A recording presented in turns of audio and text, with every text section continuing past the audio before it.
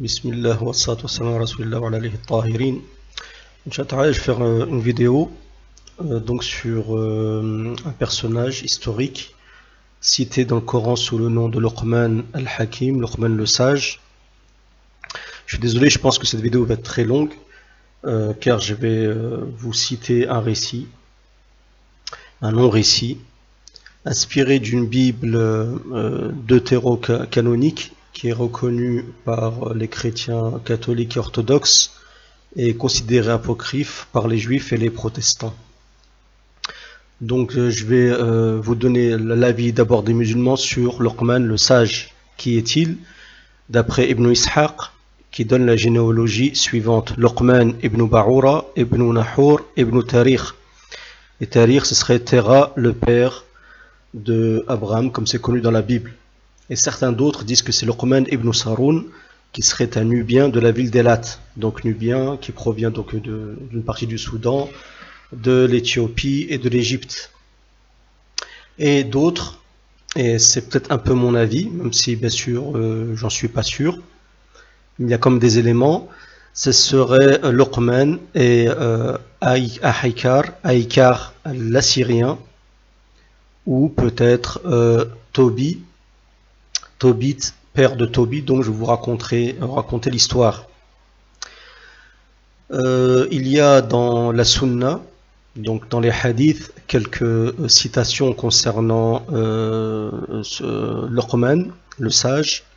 J'ai décidé de ne citer celles qui me paraissaient les plus authentiques, car il y a beaucoup de récits, de hadiths, mais on ne sait pas d'où ils proviennent. Il est juste cité que Luqman le sage a dit telle chose, mais comment leur est-il parvenu ces sagesses? Donc d'après Malik, a dit que Luqman al-Hakim avait conseillé son fils. Il lui avait dit: ô mon fils, assois-toi près des savants et bouscule-les par tes genoux. Dieu fait revivre les cœurs avec la lumière de la sagesse, comme il fait revivre la terre qui est morte, avec la pluie du ciel. Et le prophète sallam avait dit: prenez exemple sur deux personnes noires. Donc noir, c'est pas péjoratif, hein, les Arabes pour désigner les gens se basaient sur la couleur à l'époque, comme pour dire les Européens Bani al-Asfar, les fils des jaunes par exemple, parce qu'ils étaient blonds dans leur majorité, ou pour qualifier d'autres personnes, comme par exemple voilà, Soud par exemple, comme pour les personnes de couleur noire. Donc c'était pas péjoratif. Et le prophète donc dit: prenez exemple sur de noirs. Et dit le troisième d'entre eux est comment s'appelle, un des seigneurs du paradis. C'est Luqman al-Hakim. Et vous avez les deux autres qui sont Al-Najashi, qui était le roi Négus, et Bilal al-Mu'adhan. Donc Bilal, qui est aussi issu de l'Éthiopie, qui était Bilal, celui qui faisait l'Adhan, qui est très connu, notamment dans la biographie prophétique. Donc ces trois personnages ont été cités ensemble par le prophète sallam. On dit qu'il fallait prendre exemple sur ces trois personnes. Bilal pour son courage et son sacrifice pour la religion d'Allah Azza wa Jal, Al-Najashi pour son équité, et Luqman al-Hakim pour ses sagesses. Donc il apparaîtrait peut-être que Luqman al-Hakim est, d'après peut-être ce hadith, issu de la région qui serait nubien. Donc ça peut être un avis respectable. Encore faut-il peut-être des éléments ou des indices. On a demandé à Ali radiallahu anhu, d'après Salman al-Farisi, auquel il a dit voici un émir parmi nous, Ahl al-Bayt. Voici un émir parmi nous de Ahl al-Bayt, car le prophète avait dit que Salman al-Farisi, qui était un Perse, faisait partie de la maison du prophète sallam. Et il avait dit Ali: Man lakum bimithli Luqman al-Hakim, qui peut présenter quelqu'un comparable à Luqman le sage?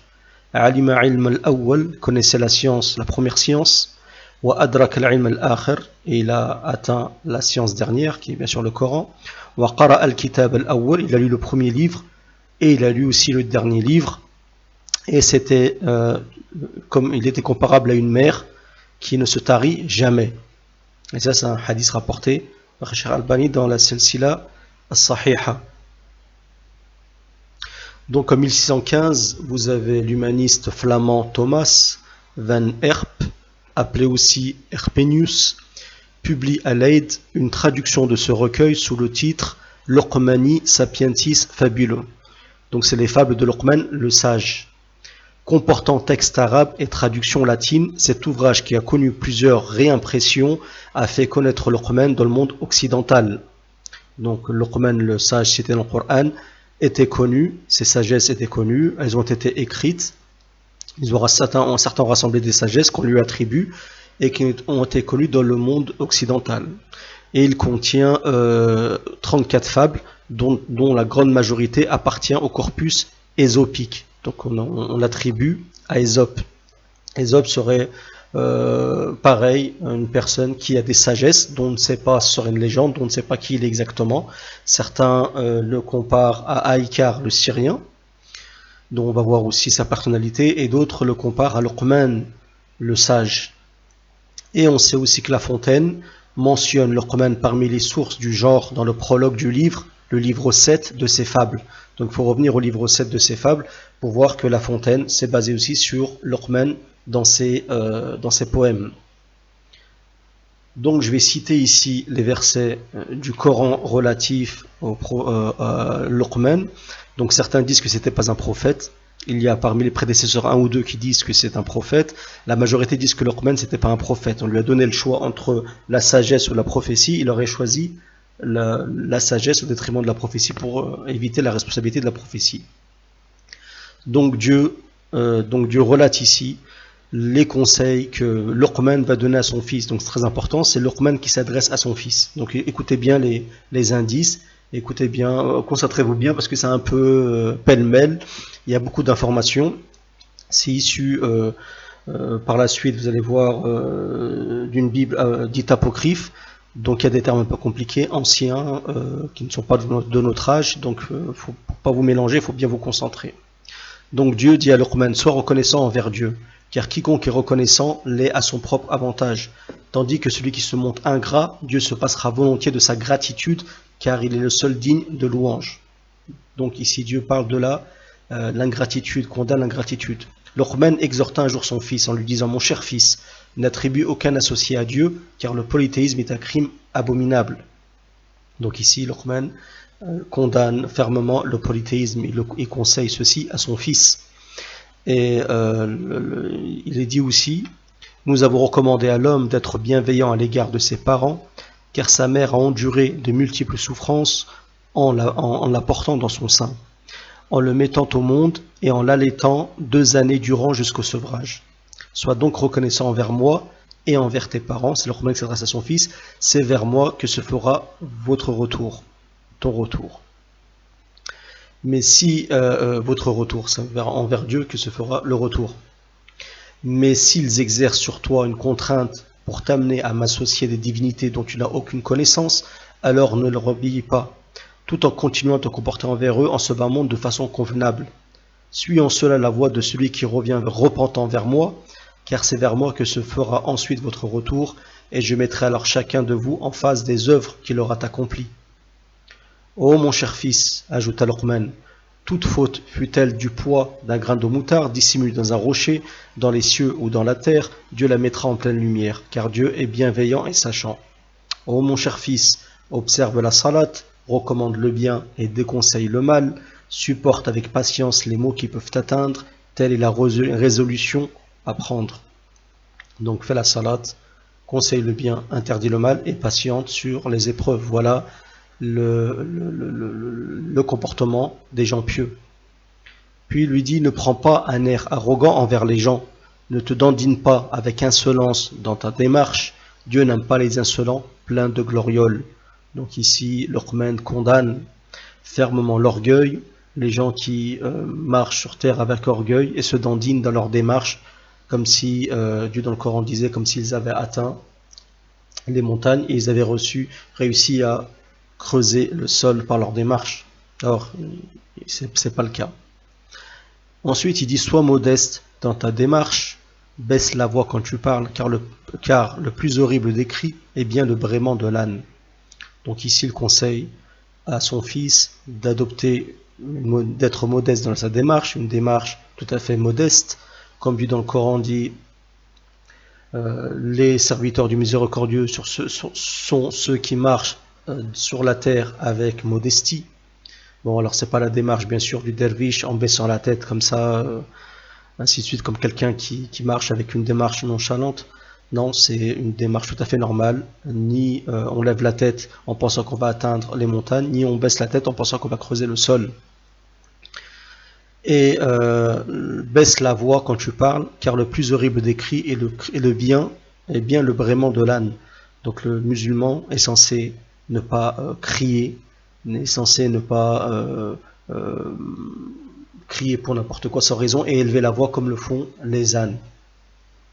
Donc retenez bien ces conseils, ce sera important pour comprendre la suite que Luqman dit à son fils. Donc il a condamné la gratitude, le polythéisme, il a conseillé la bienveillance entre ses parents, tout en évitant l'associationnisme lorsqu'il vous pousse à l'associationnisme, à la crainte de Dieu en disant que nulle action ne sera dissimulée, Dieu sait tout, d'observer la prière, de commander le bien et de déconseiller le mal, et de ne pas adopter un air arrogant, de ne pas être orgueilleux et d'être modeste et d'avoir une voix qui est pas une voix qui est forte et une personne qui ne crie pas et ne braie pas comme le fait l'âne.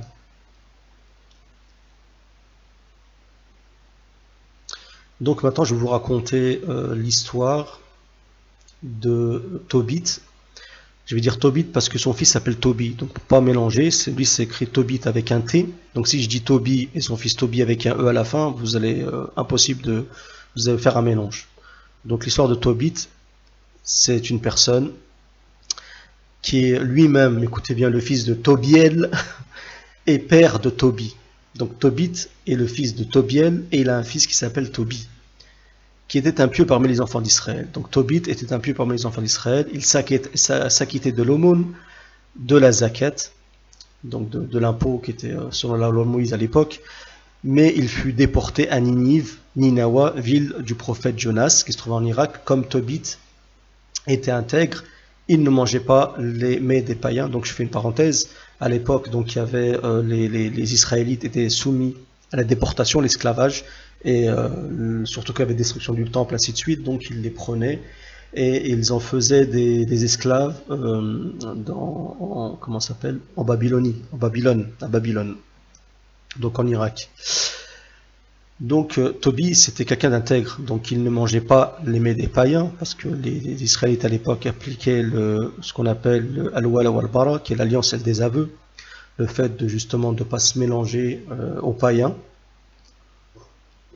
pour distinguer et justement attirer l'attention, la curiosité, et que les limites soient bien claires, bien que les limites soient bien, il y a une distinction entre la mécréance et la foi, sans quoi les gens pourraient penser que qu'on croit à Dieu ou qu'on n'y croit pas, qu'on ne croit pas, c'est la même chose, alors que ce n'est pas le cas. Il y a un grand fossé entre les personnes qui croient en Dieu et celles qui ne croient pas en Dieu. Et Tobit donc était une personne qui donnait beaucoup l'aumône. Quand il pouvait aider, il aidait, quand il pouvait donner l'aumône, il donnait l'aumône. Et il avait une particularité, c'est que à l'époque, donc les gens maltraitaient les Israélites, donc ils les déportaient, ils les jetaient comme ça dehors, comme ça. Donc il y avait des corps un peu partout jetés. Et donc lui, il avait comment dire, ce qu'il faisait, il dissimulait les corps, il les prenait, il les enterrait en cachette la nuit. À chaque fois, il faisait ça. Donc il prenait un risque énorme. Et étant donné que c'était une personne intègre, Dieu a voulu le récompenser, en faisant en sorte qu'il est devenu le chargé d'affaires du fils du roi Salmanasar, dont il fut le chargé d'affaires. Le fils du roi Sénachérib apprit que le dissimulateur des corps des Israélites n'était que Tobit, il voulait le tuer. Donc il était le chargé d'affaires du fils du roi Salmanasar qui s'appelait Sénachérib. Et il a appris donc que Tobit était le dissimulateur des corps des Israélites. Donc il voulait le tuer. Donc Sennachérib s'est vengé contre Tobit, il a confisqué l'argent, il a gagné énormément d'argent, parce que c'était chargé d'affaires, donc il gagnait pas mal d'argent, c'était un courtier, je sais pas, donc il faisait des contrats, il gagnait de l'argent. Donc il s'est passé que par la suite, il y a eu un changement. Sennachérib fut destitué, ce despote, et il fut remplacé par le neveu de Tobit qui s'appelait Ahikar, roi d'Assyrie. Et justement, beaucoup disent que Lurkman le sage ne serait autre que Ahikar, roi d'Assyrie. Donc sous le règne d'Ahikar, qui était un roi juste, contrairement à Sennachérib, ce roi juste donc renda, parce que le Tobit, lorsqu'on a appris que c'était lui qui dissimulait les corps, on avait confisqué sa femme et son fils Tobi et son argent.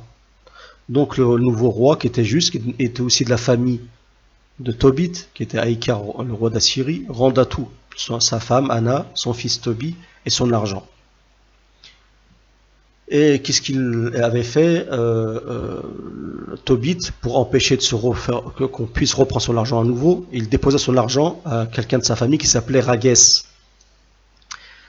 Non, excusez-moi. Il déposa son argent à quelqu'un qui s'appelait Gabaël et qui habitait à Ragès. Et il s'agissait de plusieurs talents d'or. Donc ils avaient pris un billet, l'avaient découpé en deux, ils avaient mis un tampon.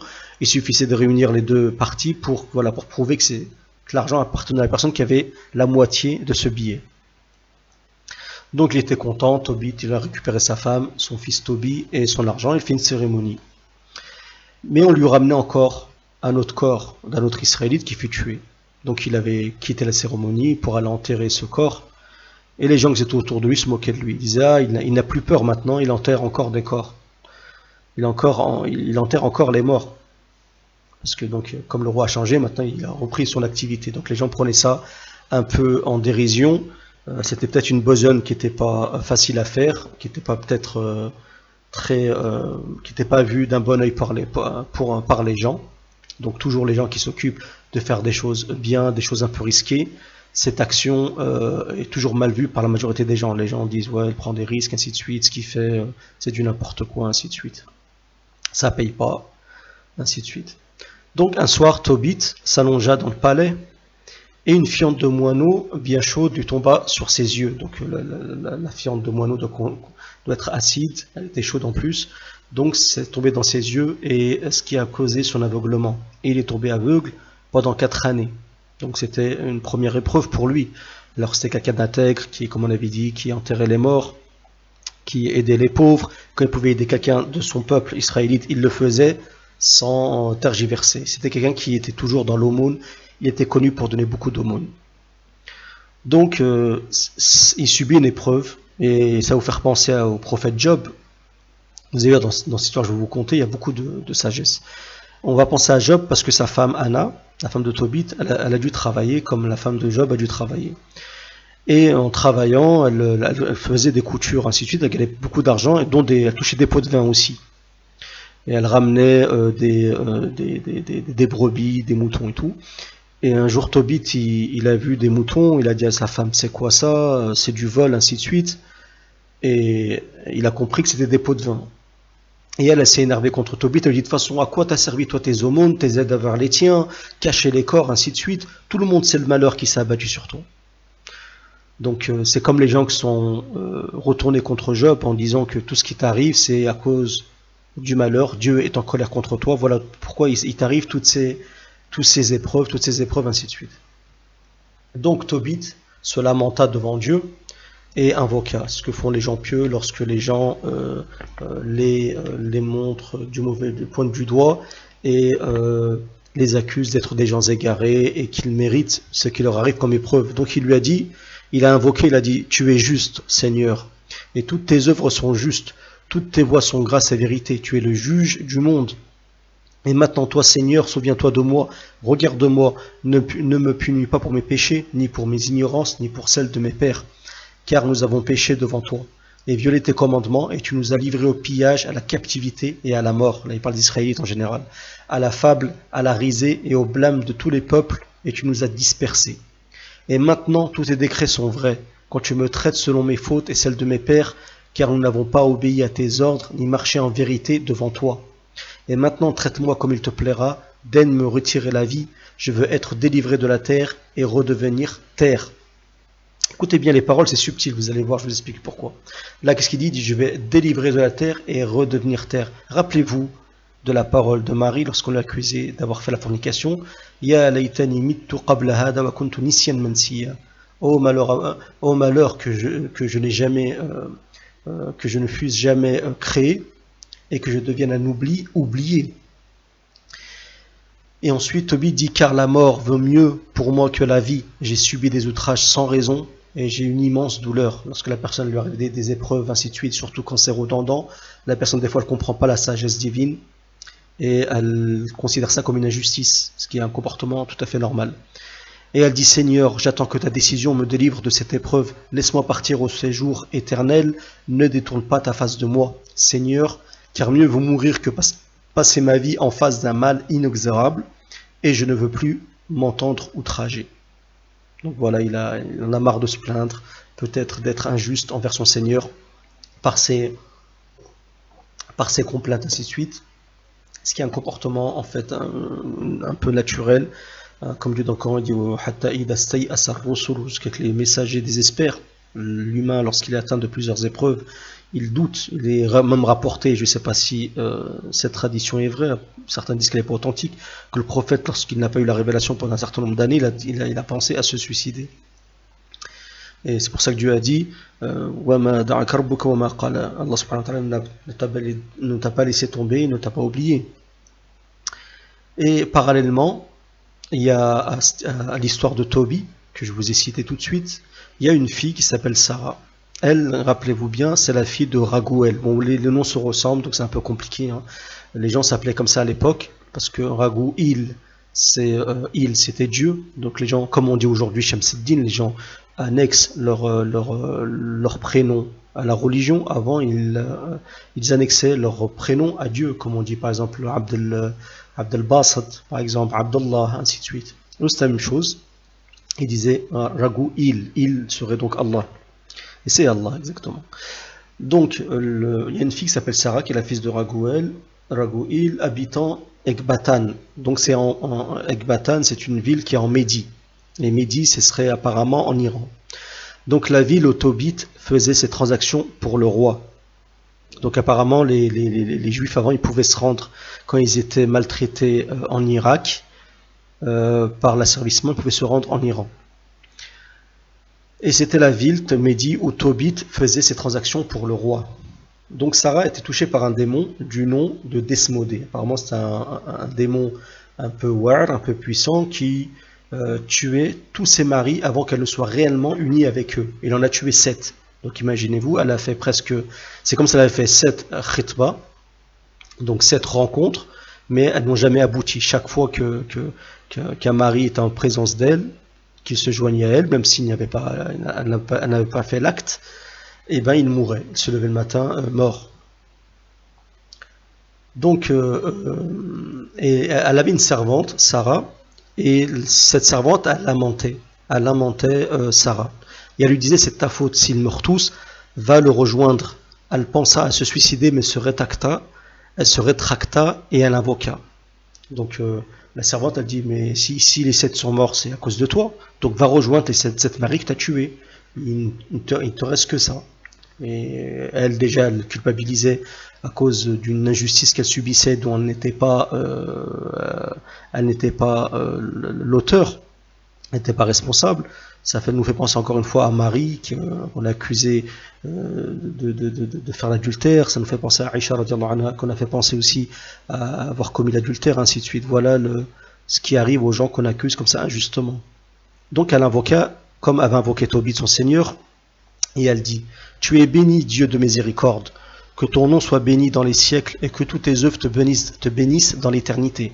Et maintenant je lève mon visage et je tourne les yeux vers toi. On a aussi Dieu dans le Coran de plusieurs versets, il dit, dirige ton visage vers Allah subhanahu wa ta'ala. Comme il dit encore, ceux qui dirigent son visage, soumet son visage vers Allah Azza wa Jal. Quand Dieu dit dirige ton visage vers Allah Azza wa Jal. Donc c'est les mêmes expressions qui reviennent. Et elle dit que ta parole me délivre de la terre, je ne veux plus m'entendre outrager. Elle répète à peu près les mêmes paroles que Tobit envers son Seigneur. Tu le sais, toi Seigneur, je suis resté pur, aucun homme ne m'a touché. Je n'ai pas déshonoré mon nom, ni celui de mon père, sur ma terre d'exil. Je suis la fille unique de mon père, il n'a pas d'autre enfant pour hériter, il n'a pas de frère auprès de lui, il ne lui reste aucun parent à qui je dois me réserver. J'ai perdu déjà 7 maris, pourquoi devrais-je vivre encore? S'il te déplaît de me faire mourir, regarde-moi avec pitié, je ne veux plus m'entendre outrager. Donc là encore, elle est dans la complainte, elle a subi, vous imaginez, 7 fois 7 maris de suite qui meurent. Donc imaginez-vous 7 déceptions, c'est une épreuve énorme. Donc là, elle n'en peut plus, elle est au bord du gouffre, comme Tobit. Les deux sont arrivés, ils ne se connaissent pas apparemment pour l'instant, et les deux ils sont au bord du gouffre, ils n'en peuvent plus. C'est deux gens pieux, deux gens qui sont purs, qui sont des gens pieux, et qui n'ont commis aucune injustice, mais que Dieu a éprouvé. Donc cette fois-ci, leurs prières à l'un et l'autre furent agréées devant la gloire de Dieu. L'archange Raphaël, donc j'ai marqué l'archange, mais les juifs ne l'appellent pas l'archange, ils disent que c'est un ange. Nous on dit archange, donc l'archange Raphaël fut envoyé pour les guérir tous les deux. Il devant enlever les taches blanches des yeux de Tobit, car on a dit que Tobit était devenu aveugle à cause de la fiente du moineau, pour qu'il voie de ses yeux la lumière de Dieu. Et il devait donner Sarah, fille de Raguel, en épouse à Tobit, fils de Tobit. Et la dégager d'Asmodée, le démon, le pire des démons. Car c'est à Tobit qu'elle revenait de droit avant tous les autres prétendants. Donc Dieu a envoyé l'archange Raphaël, qui est un des anges d'Allah Azza wa Jal. On ne sait pas le nom en arabe à qui il correspond. Peut-être l'ange Michael, peut-être un autre, Allahu A'lam, on ne sait pas, peut-être Jibril. Et donc cet ange qui est envoyé par Dieu avait pour mission de donner le fils de Tobit, je vous ai dit tout à l'heure qu'il s'appelait Tobi, à Sarah, parce qu'en fait ils sont parents, mais ils ne le savent pas encore, ils sont proches parents, et normalement Tobi revient de droit à Sarah, celle qui n'a pas pu se marier, qui a eu cette mari mort de suite. Donc c'est la mission de cet ange, qui a pris une forme humaine. Donc à ce moment-là, Tobit rentrait de la cour dans la maison, et Sarah, fille de Raguel, de son côté, était en train de descendre de la chambre. Donc à ce moment même où Dieu avait décidé de les secourir. Tobit désirait mourir, mais auparavant il voulut conseiller son fils Tobi et lui dire qu'il avait de l'argent à Tobi, qu'il avait de l'argent. Il devait dire à son fils Tobi qu'il avait de l'argent qu'il devait aller récupérer. Donc on avait vu tout à l'heure que Tobit, qui s'était vu confisquer une fois l'argent, avait redonné son argent à quelqu'un. On avait dit qu'il avait donné en dépôt plusieurs talents d'or, donc ça correspond à beaucoup d'or, et il les avait coupé un billet en deux. Donc Tobit, qui il n'en pouvait plus à cause de son épreuve, il disait c'est bon, il était aveugle, il disait je vais me laisser mourir, c'est par la tristesse, ainsi de suite. Mais il dit je vais quand même conseiller, je vais demander à mon fils Tobit d'aller récupérer l'argent que j'ai, avec la moitié du billet que je vais lui donner, mais je vais quand même le conseiller. Donc écoutez bien, c'est important, des conseils que va donner Tobit à son fils Tobi. On a vu tout à l'heure, en citant le Coran, que Luqman donnait des conseils à son fils. C'est dans le Coran, Luqman donnait des conseils à son fils. Il disait, ya Bunayya, ya mon fils. Et là, pareil, Tobit dit à son fils, honore ta mère et ne la délaisse en aucun jour de ta vie. Fais ce qui lui plaît et ne lui fournis aucun sujet de tristesse. Souviens-toi, mon enfant, de tant de dangers qu'elle a couru pour toi quand tu étais dans son sein. Et quand elle mourra, enterre-la auprès de moi dans la même tombe. Mon enfant, sois tous les jours fidèle au Seigneur, n'aie pas la volonté de pécher, ni de transgresser ses lois.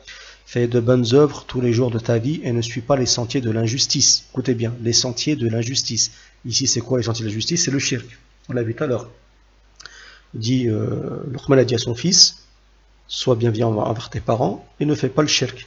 Comme dit dans le Coran, Inna shirka la dhulmun azim. Le shirk est un grand, certes, est une grande injustice. Puis il continue, car si tu agis dans la vérité, tu réussiras dans toutes les actions, comme tous ceux qui pratiquent la justice. Prends sur tes biens pour faire l'aumône, ne détourne jamais ton visage d'un pauvre, et Dieu ne détournera pas le sien de toi. Mesure ton aumône à ton abondance, si tu as beaucoup, donne davantage, si tu as peu, donne moins, mais n'hésite pas à faire l'aumône. C'est de te constituer un beau trésor pour le jour du besoin, car l'aumône délivre de la mort, et elle empêche d'aller dans les ténèbres. L'aumône est une offrande de valeur pour tous ceux qui la font en présence du Très-Haut. En toutes circonstances, bénis le Seigneur Dieu, demande-lui de diriger tes voies, demande de les guider, et de faire aboutir tes sentiers et tes projets. Car la sagesse n'est pas le propre de toute nation. Donc ici, il parle de l'hikmah, de la sagesse. C'est le Seigneur qui leur donne de vouloir le bien. À son gré, il élève ou il abaisse jusqu'au fond du séjour des morts. N'aie pas peur, mon enfant, si nous sommes devenus pauvres, tu as une grande richesse si tu crains Dieu, si tu évites toute espèce de péché et si tu fais ce qui plaît au Seigneur, ton Dieu. Donc on retrouve ici beaucoup de choses en relation avec ce que Luqman a dit à son fils. Vous pouvez revenir justement sur le Coran, relire les conseils de Luqman envers son fils, vous verrez qu'il y a beaucoup de choses en commun, et vous allez voir, c'est pas fini. Donc Tobit décida donc d'envoyer son fils Tobi récupérer à Médi, qui était en Iran, son argent. Puis l'ange se présenta comme un passeur pour accompagner Tobi. Donc il fallait que l'ange fait sa mission. Donc il a pris la forme d'une personne et il se faisait appeler Azarias, si je ne me trompe pas, ou Azarius. Donc il s'était mis sur le chemin de Tobi qui recherchait un guide pour aller en Iran. Et il a dit, donc est-ce que toi tu es qui? Et il s'est présenté, il a dit voilà moi, il a dit est-ce que toi tu es capable de m'emmener à Médi en Iran? Il a dit oui. Il a dit voilà j'ai besoin d'un guide, je vais te payer et tout. Donc il a présenté à son père, et son père a décidé de le payer en rétribution si il emmenait son fils en Iran. Donc moi j'ai résumé vraiment l'affaire parce qu'il y a plusieurs chapitres, c'est vraiment long. Donc j'ai essayé au maximum de résumer pour que ce soit pas très long, autrement vous n'aurez pas écouté cette histoire, elle est trop longue. Donc ils allèrent tous à Médi accompagnés d'un chien. Donc l'ange avec Tobi, ils étaient accompagnés d'un chien. Donc ça nous fait déjà penser à quoi? À la sourate Al-Kahf. Pendant leur route, il attrapa un poisson. L'ange lui dit récupère-le, attrape le poisson. Et en fait, il y a un poisson qui a failli attraper le pied de Tobi, ils marchaient peut-être le long de l'eau, un gros poisson, et l'ange lui dit attrape le poisson. Donc il a attrapé le poisson, et l'ange lui dit récupère le foie, le cœur et le fiel. Le fiel, c'est la bile. Donc ici, encore une fois, cette histoire de l'ange qui marche avec quelqu'un qui s'appelle Tobi accompagné d'un chien, et ici ils attrapent un poisson. Ça fait encore rappeler l'histoire de Moïse avec Al-Khidr dans le Kahf. Alors je dis pas ça parce que je pense qu'il y a une relation intrinsèque, je ne sais pas, mais moi ça m'a fait penser à ça. Donc moi je vais pas plus loin, hein, je m'arrête devant des choses factuelles, et je suis pas là pour tergiverser ou pour émettre des hypothèses comme ça sans science. Mais voilà, ça a attiré mon attention. Donc Tobi demande à l'ange de lui expliquer à quoi sert le foie, le cœur. L'ange lui répliqua, c'est pour éloigner un démon qui tourmente une personne. Il lui a dit, le fiel, il sert à quoi? Il lui a dit, le fiel rend la vue.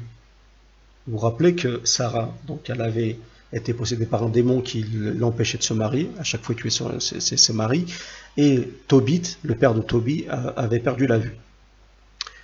Puis l'ange lui dit, on va aller à Ekbatan, chez Raguel, père de Sarah, qui te revient selon la loi de Moïse, et tu te marieras avec elle, et t'inquiète pas, la nuit de la noce, brûle avec des encens le foie et le cœur, et le démon partira. Puis au moment de vous unir, levez-vous d'abord tous les deux pour prier. Demandez au Seigneur du ciel de vous accorder sa grâce et sa protection. Donc l'ange devait accompagner Tobi récupérer l'argent à Médi.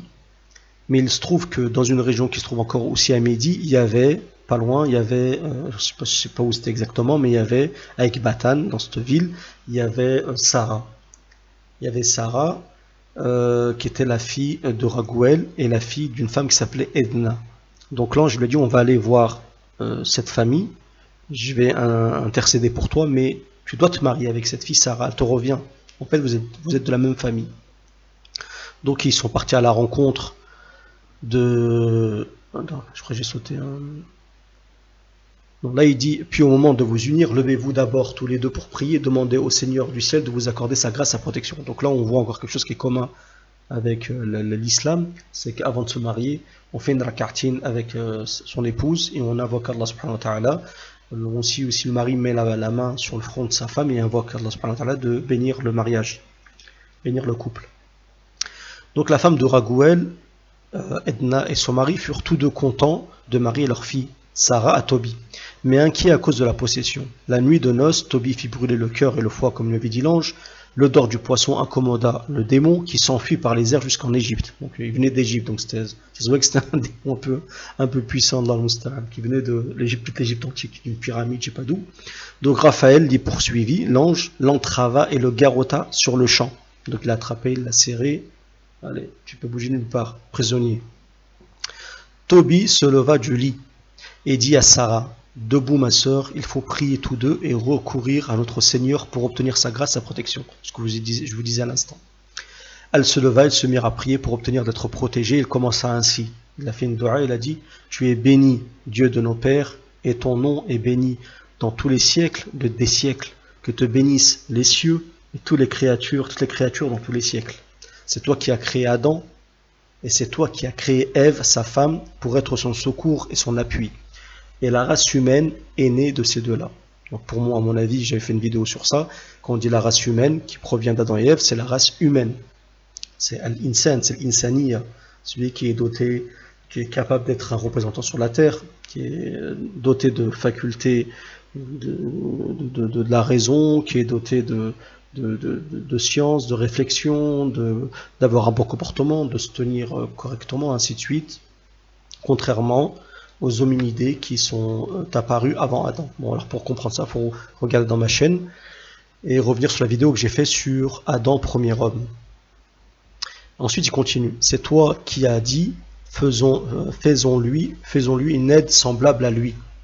Et maintenant, ce n'est pas le plaisir que je cherche en prenant ma sœur, mais je le fais d'un cœur sincère. Daigne avoir pitié d'elle et de moi, et de nous mener ensemble à la vieillesse. Et ils dirent de concert, Amen, Amin. Et Tobie ne mourra pas, comme les 7 autres maris, comme ça devait être le cas. Donc Tobie, donc ils sont levés le matin, ils ont vérifié les parents de Sarah pour voir si on dit ouais là ils ont commencé à creuser un trou pour dire on va enterrer Tobie. Ils se sont rendus compte le matin que Tobie était vivant et qu'il n'est pas mort comme les 7 autres maris. Les 7 autres maris. Donc les parents ont dit à Tobie, donc maintenant il faut que tu restes ici avec ton épouse et on va faire, tu restes ici 14 jours de noces. Et Tobie dit à l'ange Raphaël, qui était un guide, qu'il payait, donc il ne savait pas que c'était un ange, pour lui c'était Azarias le guide. Il lui a dit, bon toi, pendant que moi je reste ici 14 jours, je suis coincé et je dois tenir promesse aux parents de Sarah, toi tu vas te rendre à Raguès, en Médie, et aller récupérer les talents de mon père, qui est Tobit.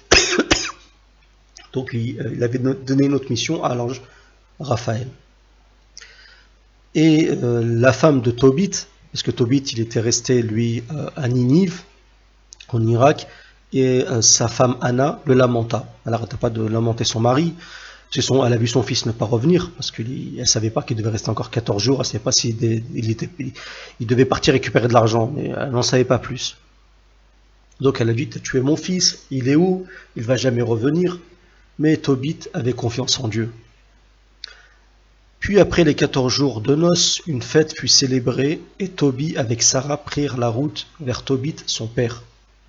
Donc les 14 jours de noces sont passés.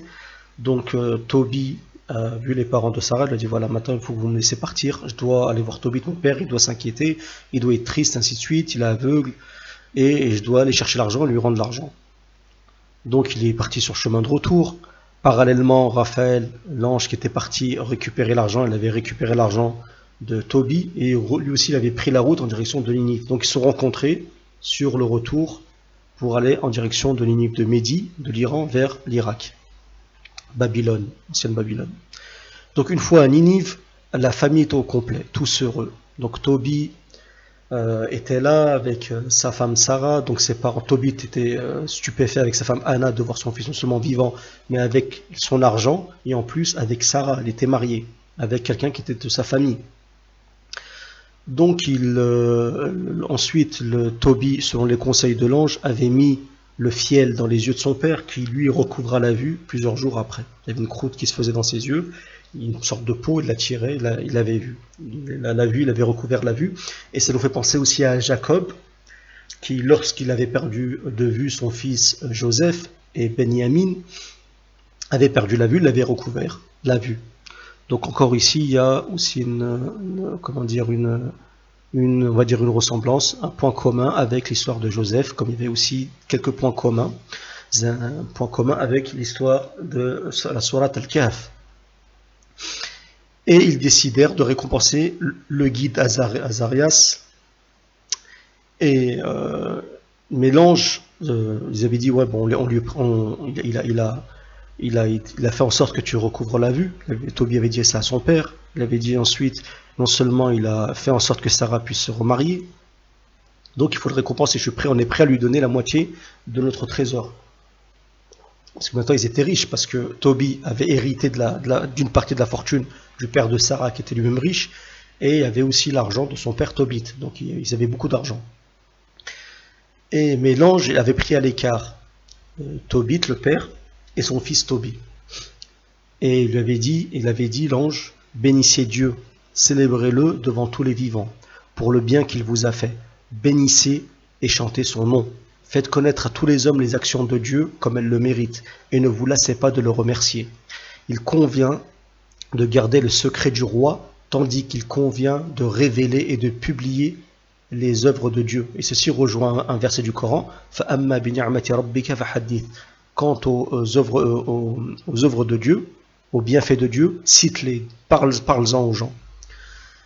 Et il continue, l'ange, remerciez-le dignement. Faites ce qui est bien et le malheur ne vous atteindra pas. Mieux vaut la prière avec le jeûne. Rappelez-vous tout à l'heure du conseil de Luqman à son fils, fais salat, conseille le bien, interdit le mal, vous vous rappelez? Mieux vaut la prière avec le jeûne et l'aumône avec la justice, que la richesse avec l'iniquité. Mieux vaut pratiquer l'aumône que thésauriser de l'or. L'aumône sauve de la mort et elle purifie de tout péché. Ceux qui font l'aumône seront rassasiés de jour. Ceux qui font le péché, rassasiés de jour, c'est-à-dire qu'ils gagnent un peu dans un délai dans la vie. La vie se voit allongée. Et on sait que parmi les choses qui allongent la vie, comme le prophète le dit, il y a le fait d'écouter ses parents. Donc il y a des actions qui font que Allah subhanahu wa ta'ala peut atermoyer le délai, le jour où vous devez mourir. Ceux qui font le péché et le mal se font du tort à eux-mêmes. Je vais vous dire toute la vérité sans rien vous cacher. Je vous ai déjà enseigné qu'il convient de garder le secret du roi, tandis qu'il convient de révéler dignement les œuvres de Dieu. Là c'est l'ange qui parle. Vous saurez donc que lorsque vous étiez en prière, toi et Sarah, c'était moi qui présentais vos suppliques devant la gloire du Seigneur, et qui les lisait. De même que lorsque tu enterrais les morts, quand tu n'as pas hésité à te lever et à quitter la table pour aller ensevelir un mort parmi les Israélites, j'ai été envoyé pour éprouver ta foi. Et Dieu m'a envoyé en même temps pour te guérir, ainsi que ta belle-fille, Sarah. Je suis Raphaël, l'un des 7 anges, qui se tient toujours prêt à pénétrer auprès de la gloire du Seigneur. Ils furent remplis d'effroi tous les deux, ils se prosternèrent et ils eurent une grande peur. Mais il leur dit, ne craignez point, la paix soit avec vous, bénissez Dieu à jamais. Donc ici l'ange, eux ils ont été pris de peur, mais ils se sont prosternés devant Dieu, devant cette chose qui est une chose extraordinaire, un ange qui est venu, qui a entendu leurs suppliques, qui est venu les reporter à Dieu. Et on sait déjà dans des hadiths que des fois quand un serviteur invoque Allah subhanahu wa ta'ala, les anges parcourent la terre, on le sait, et des anges vont voir Allah azza wa jalla, ils disent, on entend une voix connue, c'est la voix de ton serviteur un tel, et il t'invoque.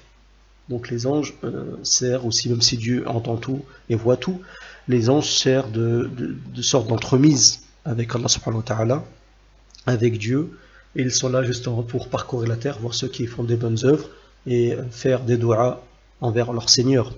Et ici, l'ange va dire une phrase qu'on retrouve aussi dans le Coran. Et rappelez-vous à quelle occasion, lorsque les anges sont venus annoncer à Sarah, qui est la femme d'Ibrahim, regardez encore la coïncidence avec le prénom, Sarah. Des fois, subhanallah, des fois les prénoms, ils ont comment dire, le prénom, des fois, a un impact sur la personne et sur ce que la personne va être. Bon, c'est compliqué à expliquer, mais c'est un avis. Et donc les anges étaient partis voir Abraham pour lui annoncer qu'il allait avoir un fils malgré son âge avancé, et Sarah elle voulait un enfant. Donc elle s'est mise à rire et les anges ont dit Ata'ajabina min amrillah, est-ce que tu t'étonnes, tu t'émerveilles de la décision divine? Et ensuite ils ont dit quoi? Les anges ont dit rahmatullah alaykum salamullah alaykum rahmatullah alaykum wa barakatuhu ahl al-bayt, que la miséricorde et la bénédiction sont sur vous, aux gens de la maison. Et ici, l'ange dit la même chose à Tobit, ne craignez point, la paix soit avec vous, bénissez Dieu à jamais. Donc ici pareil, salam, que la paix soit sur vous, comme les anges, la même phrase que pratiquement les anges disaient à chaque fois qu'ils prenaient une forme humaine et qu'ils allaient voir les prophètes pour leur annoncer quelque chose. Et donc ça c'est l'histoire de qui? C'est l'histoire de Tobit avec son fils Tobi et de Sarah, qui s'est mariée avec le fils de Tobit. Et on sait que le Tobit s'est vu récupérer ses biens par un roi qui est apparu après le despote qui s'appelait Aïkar. On est d'accord?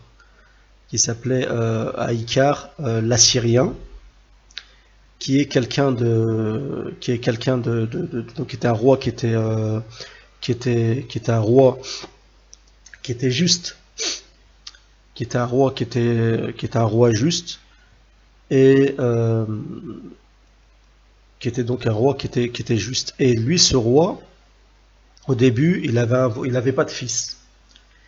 Et Aïkar avait invoqué d'abord les idoles pour avoir un fils. Ça c'est rapporté dans le livre relatif à Aïkar. Et il a vu que les idoles ne lui répondaient pas. Un peu comme lorsqu'Abraham se moquait des idoles, lorsqu'il frappait les idoles, il disait mais vous répondez pas, vous dites rien, vous défendez pas. Et il a décidé d'invoquer Elohim, qui est Allah, comme on dit Yahweh, Yahweh al-Azim, celui que les Israélites ne prononcent jamais le nom, à l'exception d'une seule fois par le grand prêtre, lorsqu'il dans le temple se rend dans le Saint des Saints et invoque le nom d'Allah Azza wa Jalla une fois par an.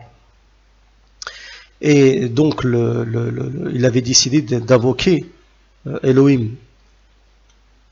Donc il dit ô Elohim du ciel et de la terre, comme on dit Rabbus samawati wal ard, créateur de toutes les créatures, je te demande de me donner un fils dans lequel je me complaise, qui me console au moment de ma mort, me ferme les yeux et m'ensevelisse. Puis une voix lui dit, puisque tu t'es confié dans les dieux, donc les idoles, que tu as mis ton espoir en eux et que tu leur as offert des sacrifices, tu mourras sans fils et sans fille. Cependant, voici que tu as Nadan, le fils de ta sœur, prends-le et enseigne-lui toute ta science et il aura ton héritage. Donc il a eu un fils qui n'était qu'un fils adoptif, qui n'était pas son fils réel.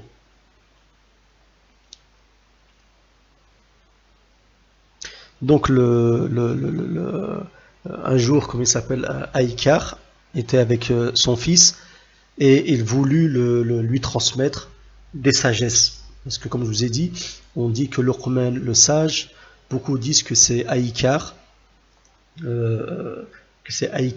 l'Assyrien. Et donc il avait donné des conseils à son fils. Et il est dit que comme Tobit était proche d'Aïkar, comme on le sait, comme je vous l'ai dit, il s'avère que Aïkar a envoyé son fils Tobi se rendre auprès d'Aïkar, et que Tobie lui aurait enseigné, parce que vous vous rappelez qu'il a dit je vais à Icar, quand il a enseigné les sagesses à son fils, quand Tobie, excusez-moi, il a enseigné les sagesses à Tobie, son fils, il lui a dit ne les révèle à personne. Mais il s'avère que Tobie aurait révélé toutes les sagesses à Icar. Donc il aurait appris ces sagesses par cœur, et Aïkar lui-même les aurait enseignées à son fils Nadan, mais contrairement à Tobie, fils de Tobit, Nadan, fils adoptif d'Aïkar, n'était pas pieux comme Tobie. Il paraît qu'il n'a pas voulu écouter justement les conseils de son père. Donc parmi les sagesses d'Aïkar que je vais vous lire ici, il dit: ô mon fils, Nadan, écoute mes paroles et suis mes conseils et souviens-toi de mes discours comme l'a dit le Seigneur. Oui, mon fils Nadan, si tu entends mes paroles, enferme-les dans ton cœur et ne les révèle pas à autrui, de crainte qu'une fournaise de feu ne brûle ta langue et que tu ne causes de la douleur à ton corps et du mal à ton intelligence et que tu n'aies honte devant Dieu et devant les hommes. Ô mon fils, si tu entends une parole, ne la révèle à personne, ne dis rien de ce que tu vois. Ô mon fils, dirige ton sentier et ta parole, écoute et ne te hâte pas de donner une réponse. Ô mon fils, si tu entends quelque chose, ne la cache pas. Ô mon fils, ne délie pas un nœud caché et ne scelle pas un nœud délié. Mon fils, ne désire pas la beauté du dehors, car la beauté disparaît et passe, mais une bonne mémoire et un bon renom demeurent à jamais. Mon fils, ne prends pas une femme aux paroles querelleuses, car l'amertume suit les paroles. Un poison mortel est enveloppé dans son filet, et tu seras pris dans son piège. Mon fils, si tu vois une femme parée de beaux habits et parfumée d'agréables parfums, et que son caractère soit abject, querelleur et impudent, que ton cœur ne la désire pas, quand même si tu lui donnerais tout ce que tu as, tu trouveras que cela ne tourne pas à ta gloire, mais tu hériterais Dieu et tu le mettrais en colère contre toi. Mon fils, ne te hâte pas de répondre et ne mets pas de jactance dans tes réponses et tes discours, comme l'amandier qui pousse des feuillets et verdoie avant tous les arbres et ne donne ses fruits qu'après tous les autres. Sois comme l'arbre agréable, admirable, doux et plein de saveur, comme le figuier qui incline ses branches, verdoie et pousse des feuilles à la fin, bien que son fruit soit mangé avant tout autre. Mon fils, n'incline pas la tête, porte ta vue et regarde au bas et prête ton attention. Sois instruit, soumis, réservé, tranquille. Ne sois pas impudent et querelleur. N'élève pas ta voix lorsque tu ris avec jactance et tumulte, car il suffisait d'une voix puissante pour construire une maison. L'âne en bâtirait deux en un jour. Donc cette parole-là, d'Aïkar, qui conseille son fils, nous rappelle une parole dans Surat Luqman. Luqman dit à son fils, lui dit ne lève pas ta voix comme le fait l'âne, la voix la plus abjecte est celle de l'âne. Et ici, regardez ce qu'il dit, Aïkar à son fils: n'élève pas ta voix lorsque tu ris avec jactance et tumulte, car il suffisait d'une voix puissante pour construire une maison. L'âne en bâtirait deux en un jour, en voulant dire que l'âne, c'est celui qui a la voix la plus puissante. Donc ne prends pas exemple sur l'âne. Donc ici, il y a quand même une phrase qu'on retrouve dans le Coran avec l'histoire de Luqman et son fils. Il dit: mon fils, il vaut mieux transporter des pierres avec un homme sage que de boire du vin avec l'insensé. Mon fils, joins-toi aux sages, aux hommes pieux, afin de leur ressembler. Ne t'associe pas aux jeunes gens pour ne pas leur ressembler et ne pas suivre leur voie. Mon fils, si tu aimes un camarade, éprouve-le d'abord, et ensuite prends-le pour ami. Tant que tu n'as pas éprouvé un homme, ne le loue pas, mais éprouve-le et ensuite fréquente-le. Donc il y a plein, comme ça, il y a plein de sagesse, ainsi de suite, c'est long. Et justement, des livres ont été écrits où ces sagesses sont présentes. Donc il y a des sagesses d'Aïkar, l'Assyrien, qui s'adresse à son fils.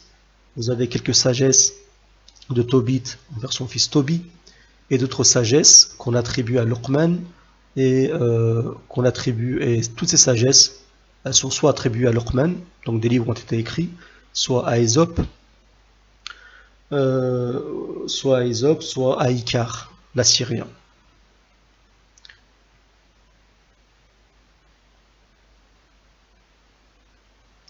Donc, donc voilà l'histoire de Tobit et Tobie.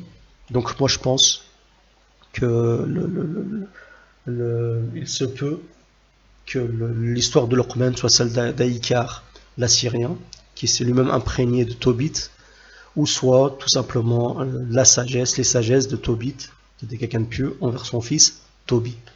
Donc je vais relire pour finir les paroles de Luqman envers son fils. Bon, excusez-moi, la vidéo elle est longue, mais je pense que c'est pas des paroles futiles. Donc Luqman dit: sois reconnaissant envers Dieu, car quiconque est reconnaissant l'est à son propre avantage, tandis que celui qui se montre ingrat, Dieu se passera volontiers de sa gratitude, car il est le seul digne de louange.